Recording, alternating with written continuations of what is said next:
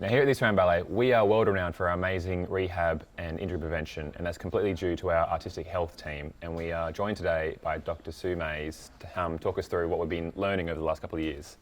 Sue, thanks for joining us today. You've been researching hips for dancers, so how's that been going? Great, well we've got some updates. I don't know if you remember, because you were part of this research, that about 5 or 6 years ago, we actually MRI'd the dancers' hips. I remember that. Young hips. And then just not that long ago, we did MRIs again. And the great news is that we actually found that the hips of our dancers do not deteriorate over time, which is incredible. That's good to know. So that really means that ballet is actually not bad for your hips.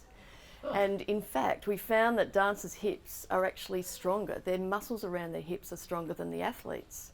So perhaps that's a really protective mechanism to make sure we keep healthy hips.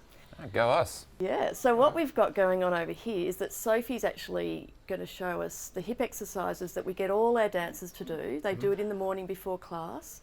And I feel that this has been such an important preventative strategy because we don't do hip arthroscopies anymore. It's very rare that dancers have to modify their workload because of hip pain. And I think it's these exercises that have made a big difference. Great, let's have a look. Come on in. Where are we? Here we are. Sophie, how are you going? Excellent. Good morning, Jared. How are you? What are you doing over here? Well, we're doing one of our key hip exercises. So this is quite a well-known exercise, the Hamstring Bridge. So what we're looking for with this exercise is that the pelvis remains neutral, that one side's not leading compared to the other side, that this supporting leg isn't floating out, and that we're aiming for about 25 single legs in a row. And then, as you can see with Sarah, small but mighty, you can build to having some weight on there as well. So this works not only the hamstrings, but the lower glutes as well. Wow. I haven't put the weights on yet. I'm not up to that point. She's going really strong. Phase 2. Can I show you the next one? Yeah, please, come on. Thank you. So over here, Sophie is showing what we call 4-point kneeling. So this is for the muscles that externally rotate or turn out your hip. Yep. So we do it in this position because what's key about this position is it targets the turnout muscles that are really low and a bit more about stabilising in dancers. So while it doesn't seem like it's the same sort of position that you use your turnout muscles in class, it really targets the specific ones that we know from the research are really important for dancers. The other key thing about this position is that it's normally quite comfortable for irritable hips.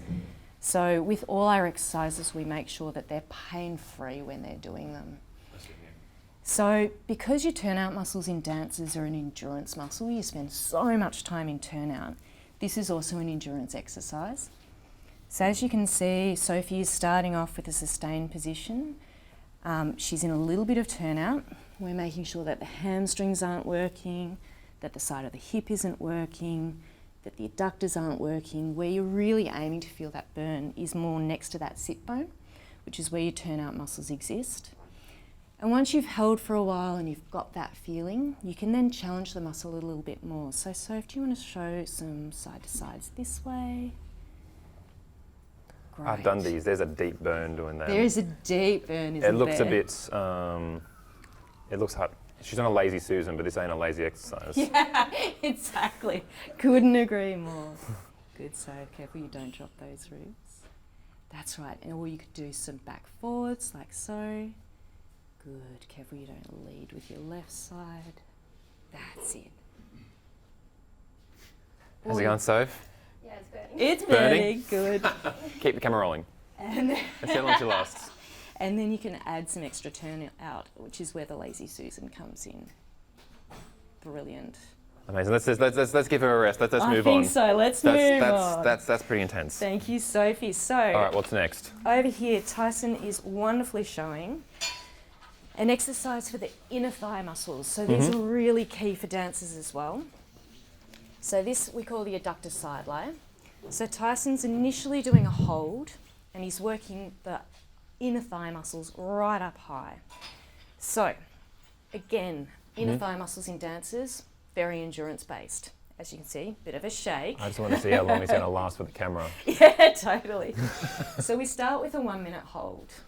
Tyson, could you do the bend and straightens or plies for me?